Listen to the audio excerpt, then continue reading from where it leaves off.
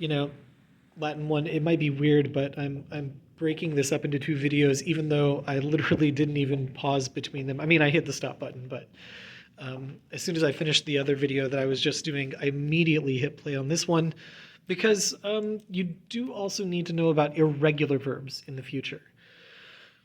The great thing about the perfect tense and the perfect system is that there are no irregular verbs. You follow the same rules for everything. But in the present system, where you have to know the different conjugations of your verbs to know which pattern to follow, you also do get irregularities with certain verbs. We saw this before in the present tense. We saw it again in the imperfect tense.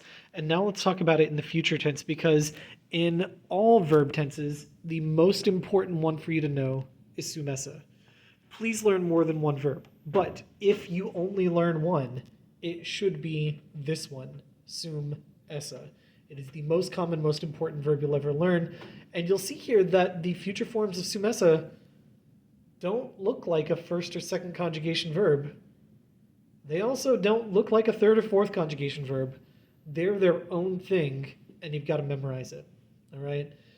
I wish there were a special secret to this, but there's really not. You just need to memorize it. Now, luckily, it's not completely crazy different. In the same way that the imperfect had bombas bot turning into bobis bit in the future, you've got the same vowel shift going on right here, but there's no B. All right? So sum turns into ero, ereserit, erimus, eretis, erunt. And yes, that is a U at the end, in the same way that we had bunt at the end of first and second conjugation verbs for the regular ones. So this would be I will be, you will be, he, she, it will be, we will be, you all will be, they will be. Okay? Simple as that.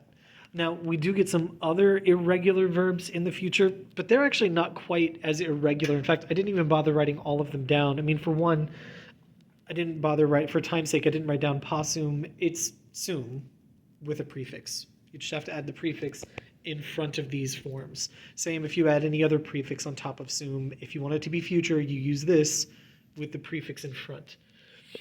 For the other irregulars, they actually tend to behave sort of like regular verbs. You just have to know which pattern to go with. Eo ire behaves like it's a first or a second.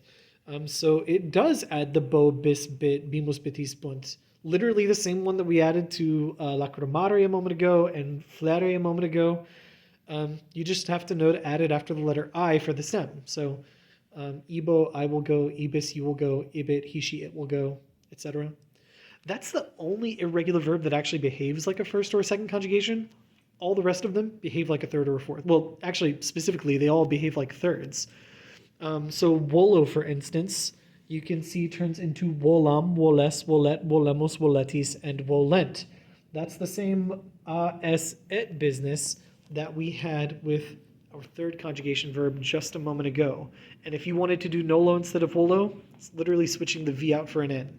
If you wanted to do pharaoh, it's literally switching out fair for wool.